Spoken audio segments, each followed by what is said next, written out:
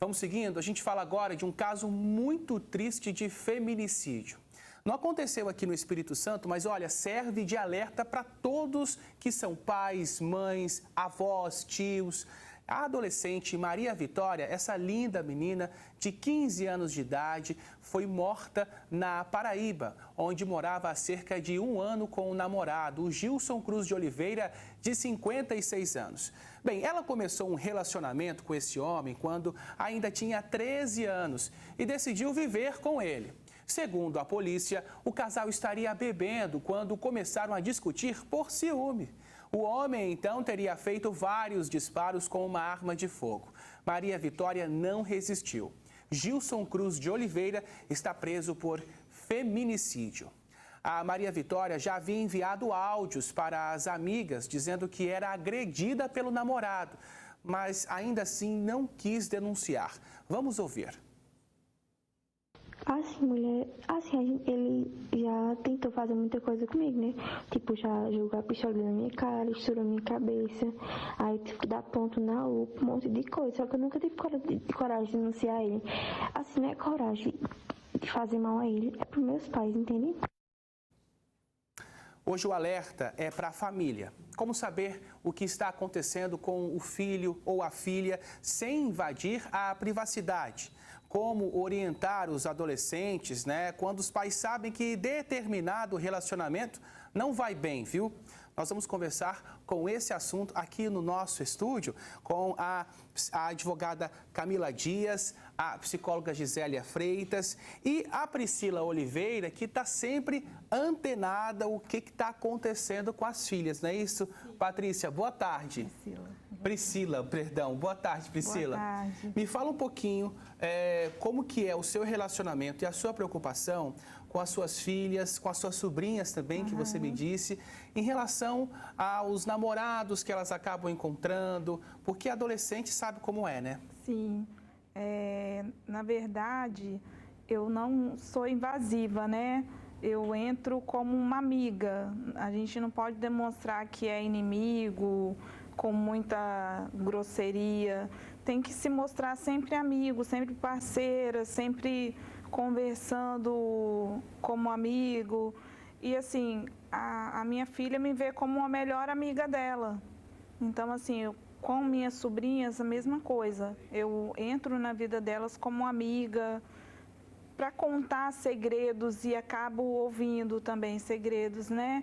E assim, sempre vigiar o adolescente, até porque essa idade de 15 anos para uma idade de 50 e poucos anos não é compatível com a idade do adolescente. Então, por que o adolescente está se envolvendo com uma pessoa muito mais velha, né? Ou seja, você conversou com a sua filha, com as suas sobrinhas a um certo ponto, que elas se sentem à vontade de contar absolutamente tudo para você. Tudo, sim. Não tem mistério, não tem tabus. Não tem. Comigo, não. Legal. A gente é bem aberta, né? Aberto. Gisele, a importância de ter esse vínculo de confiança para que o adolescente se sinta confortável de falar tudo para os pais, não é? Sem sentirem medo de serem repreendidos ou mal entendidos. Boa tarde. Boa tarde, gente. É importante essa pauta mesmo. Infelizmente, mas o caso, né, de feminicídio. A relação familiar, esse suporte, essa estrutura, né, esse pilar, ele é fundamental, é importante. Com relação ao que ela colocou, realmente, tem que se aproximar, tem que ser amiga, não dá para ser muito invasiva, mas dependendo da idade, dependendo de como for o perfil, pai é pai, mãe é mãe, né? Então, tenho um filho de 13 anos, eu olho as contas das redes sociais, eu olho o e-mail, eu acesso tudo, eu vejo tudo que está acontecendo. Hoje, infelizmente, o acesso à tecnologia, às informações, a várias pessoas, casos de pedofilia também só crescem, é muito grande. Então, não dá para ser passivo. É importante os pais, sim, serem ativos, né? Olhar, perguntar, ser próximo, mas se precisar ser ativo, principalmente se perceber alguma mudança no comportamento dos filhos, ou se está sujeito a cometer algum prejuízo contra a questão física, mental, psicológica deles. Então, nós temos essa responsabilidade também de blindar. Não dá para ser tão passivo. Isso vai depender muito do jovem, muito do adolescente, muito da cultura daquela família, da dinâmica familiar, mas é importante ver que, a princípio, a prioridade é a segurança do outro. Camila, antes mesmo desse crime acontecer, essa questão passou a ser analisada no âmbito policial a partir do momento em que essa adolescente envia áudios para amigas próximas dizendo que era agredida e que era ameaçada pelo companheiro.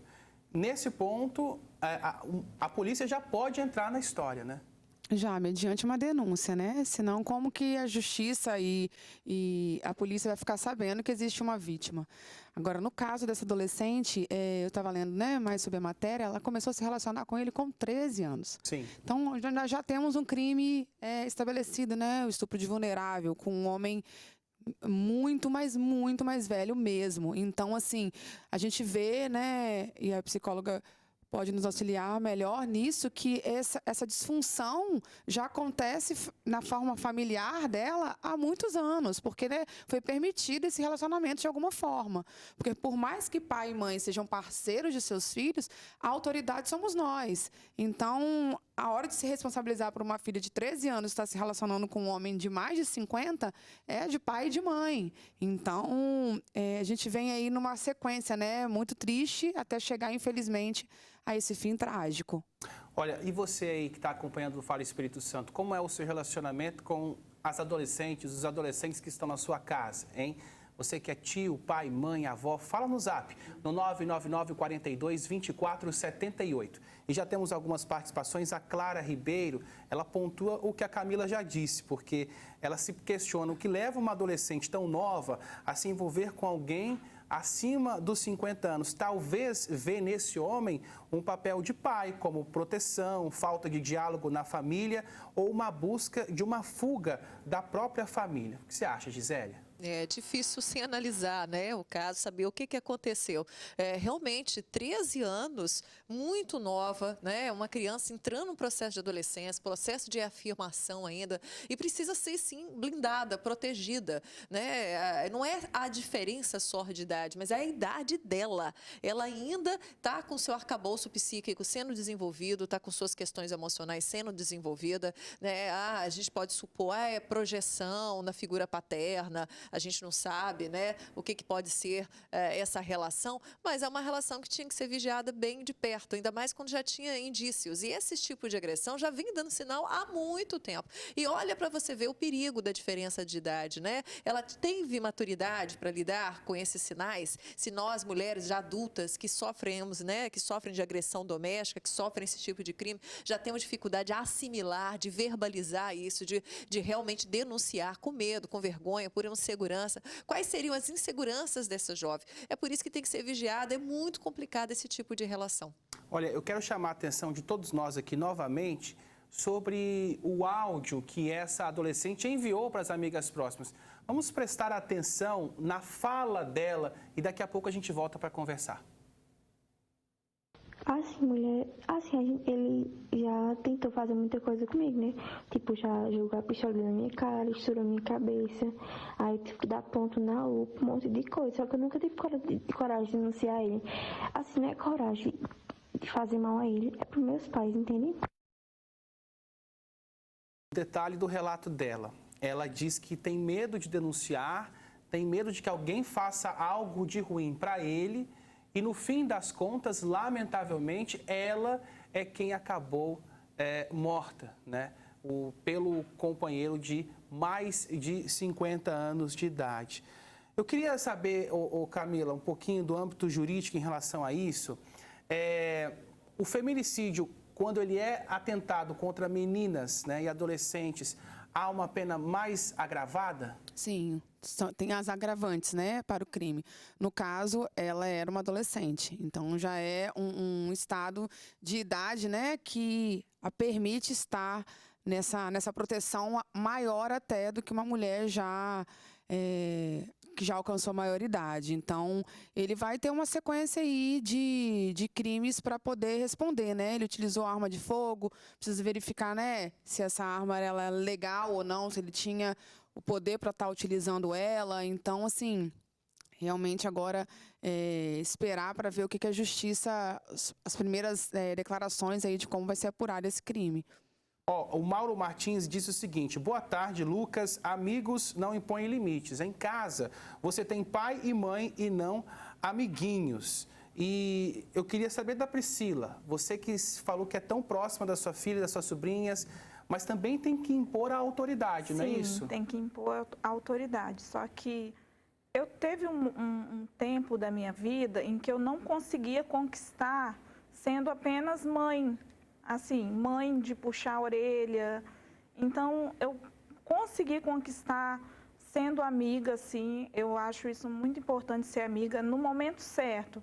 Tem o momento certo da gente falar com o filho, chamar a atenção. Mas saber mesmo, ter espaço nas redes sociais, de um mostrar para o outro, conquistar a confiança, é sim sendo amigo. Eu falo por experiência de uma filha que está com 23 anos, que está concluindo faculdade, que hoje tem uma mente super, assim, como posso dizer, adulta. Responsável. Então, eu falo de experiência própria. Eu jamais, assim, conseguiria o que eu consegui conquistar com minha filha, sendo apenas uma mãe que impõe. É um balanço, é um né? balanço, entre ser amigo, sim, né, companheira e ser mãe com autoridade. Tem que ter um balanço. Não adianta eu ser somente, eu sou mãe, eu vou impor, não vai ver isso, não vai ver aquilo, não vai em tal lugar, não. Você vai em tal lugar, você vai com quem, você vai que horas, você vai chegar a que horas, né? Sempre assim, até mesmo para ter aquela troca de dela falar comigo, mãe, não arruma tal pessoa, e eu ter aquela troca com ela, filha, cuidado.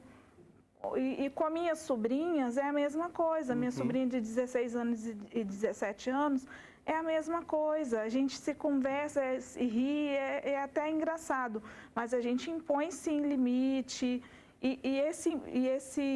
essa forma de chegar é uma forma muito gostosa, entendeu? Você consegue se aproximar e ter aquele balanço de poder dizer, cuidado com fulano, e ouvir também, né? Eu, na minha idade, ouvi também, cuidado, tia, porque eu também, né? É isso aí, é dessa forma que se constrói o diálogo e a confiança. Sim. Olha, pela internet, eu vou conversar agora com a Danda, que perdeu a filha vítima de feminicídio.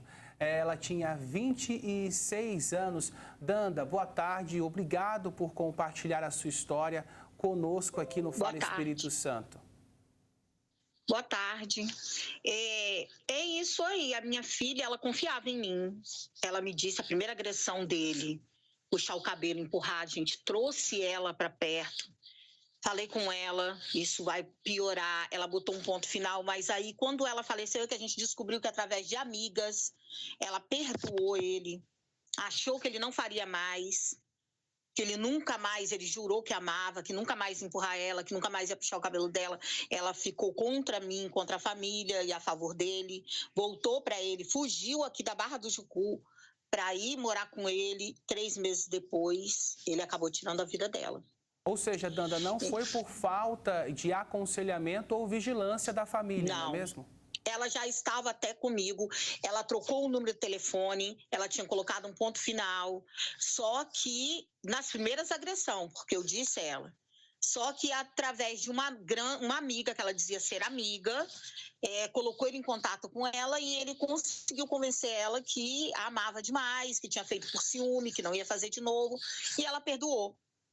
Ela saiu da minha casa, ela fugiu. Eu fiquei desesperada atrás dela. E depois ela me disse que amava muito ele, que tinha perdoado ele.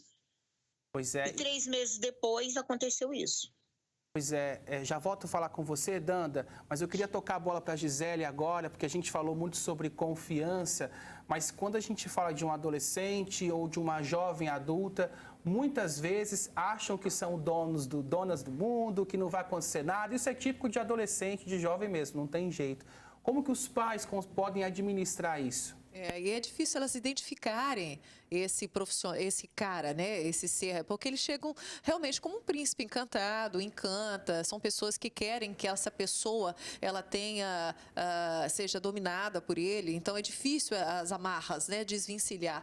E conselho nunca é demais, né? Conselho, entorno. Agora, por ter ainda um nível de maturidade que está sendo desenvolvida, isso tem a ver com autoestima, isso tem a ver com aquelas paixões repentinas, tem a ver com hormônios, tem a ver com toda uma mudança que a família tem que dar apoio ali, tá realmente acompanhando, aconselhando. E essa pessoa, ela chega realmente sempre a mesma coisa, se repete o tempo todo. Acontece as agressões, pede desculpa, acontece de novo, pede desculpa, até que acontece o pior, né? Chegar a falecer. Então, esses sinais não são só sinais, estão gritando ali, né? Ao caso dela, o áudio, né, que essa adolescente passou para a amiga, no caso, que ele levou, gente, chegou para levar ponto na cabeça e continua aí, fala como não preocupada com ele, preocupada com a família. É uma infantilidade, é uma imaturidade que tem que ser protegida mesmo. Existe leis para isso, né? E no caso dessa jovem, né, que voltou, que foi na lábia, né, como diz, que acreditou, que estava confiante, assim, a gente sempre acha que não vai acontecer com a gente, né? Então existe essa carência mesmo. E quando é jovem, a gente quer tudo, a gente é imprudente e queremos viver intensamente, viver o amor e tudo é o aqui, o agora, não existe isso. Então tem que estar junto, tem que proteger, tem que dar conselho, querendo ou não querendo, e se precisar ir para os dois papéis. Existe o papel de mãe e o papel de amiga, como ela falou bem. Então o papel de amiga está dando certo, é o melhor resultado. Não está dando certo, tem que saber, tem que discernir quando tem que usar o papel de mãe e puxar a rédea. Impor os limites necessários. Olha, gente, em setembro de 2020, outro caso que deixou todo mundo muito assustado foi o de uma adolescente de 17 anos que foi assassinada dentro de uma casa que estava em obras no bairro São Pedro. O namorado está preso até hoje pelo crime. Carolina de Souza Silva havia completado os 17 anos há menos de um mês. Na época, testemunhas contaram que o casal estava sentado na frente da casa, bebendo, desde o início da noite. Depois que entraram, fecharam esse portão e começaram a brigar. Lá dentro, ela primeiro foi agredida e depois assassinada com uma serra. Dessas de obra, sabe? O namorado ainda tentou fugir pelos fundos da casa, mas foi pego por populares. Gustavo David Coutinho continua preso pelo crime. E detalhe, antes de matar a Carolina, ele já havia sido preso por 1 ano e meio por agressão à namorada. Ou seja, reincidente nesse tipo de crime. Deixa eu voltar a falar com a Danda, porque eu queria saber o que a sua filha contava, relatava para a senhora sobre o relacionamento com esse homem. Ela achava legal esse ciúme dele, entendeu? Ele tinha um ciúme possessivo dela. Até para falar comigo, ele tinha que ter certeza que seria eu. Ele tinha todas as senhas dos aplicativos dela, Facebook, Instagram. E assim, ela achava bonita, porque ele me ama.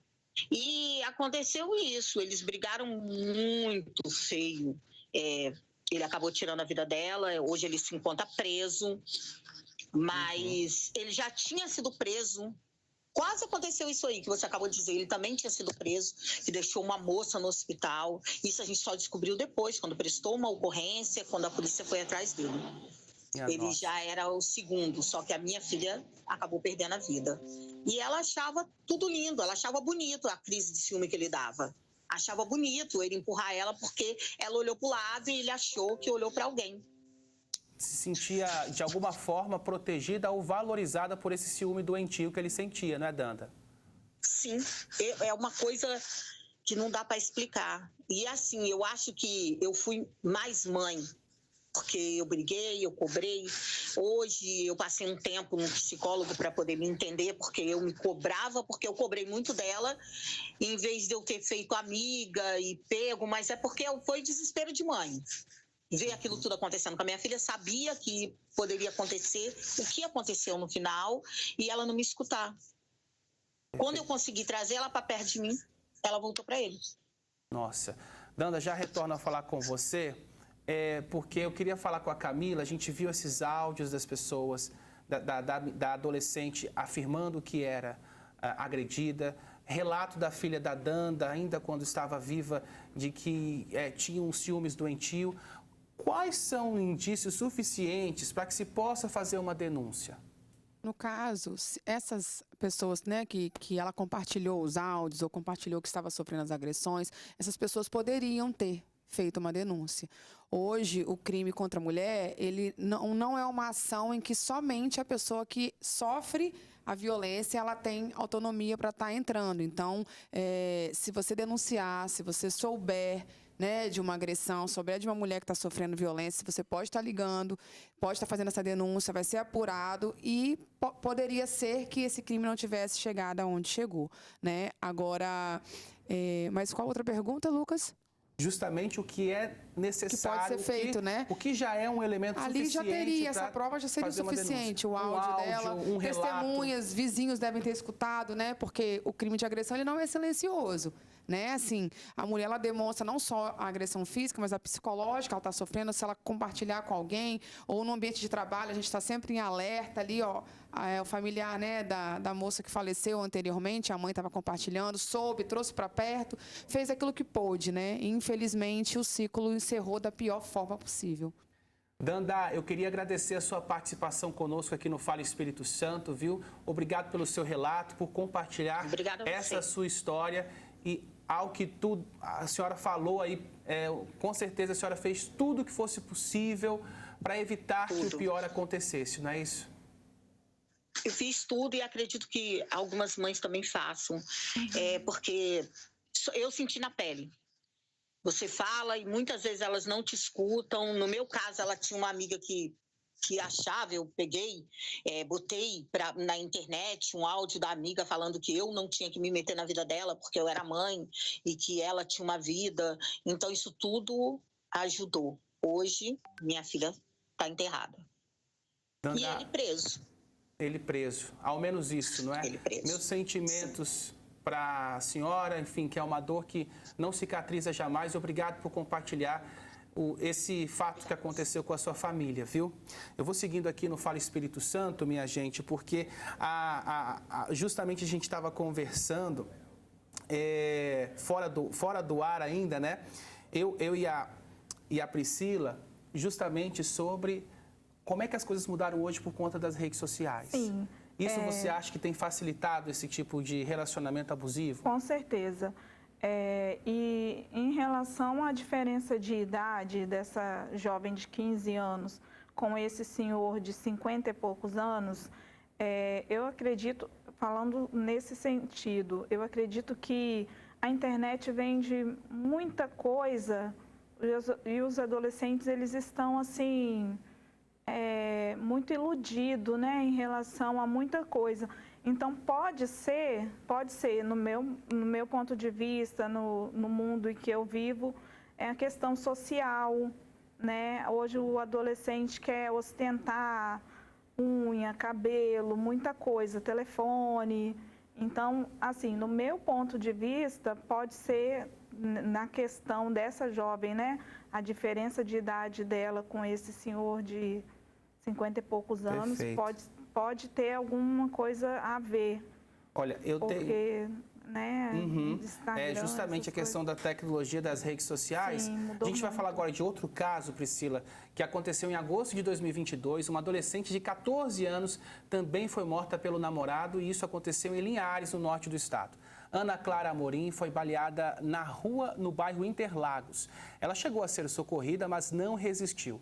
O namorado Joelson Silva de Souza, de 18 anos, não teria gostado do fato dela ter saído de casa após uma discussão e atirou contra a adolescente. E a mãe dessa adolescente, inclusive, também foi vítima de feminicídio. Você vê como que esse crime absurdo se torna um ciclo de violência. Gisele, eu queria que você comentasse aqui, eu tenho uma participação, poxa, eu acho que eu perdi aqui, olha só, de uma telespectadora que disse que não conseguiu segurar a neta em casa. ela disse que fez de tudo para que ela ficasse em casa, mas ela se mudou para morar com o namorado. A neta tem 18 e ele tem 20 anos. A questão, além da imaturidade, por conta da idade, e com essa conexão trazida pelas redes sociais, impulsiona esse tipo de armadilha para as adolescentes? Assim, nos dois lados, né?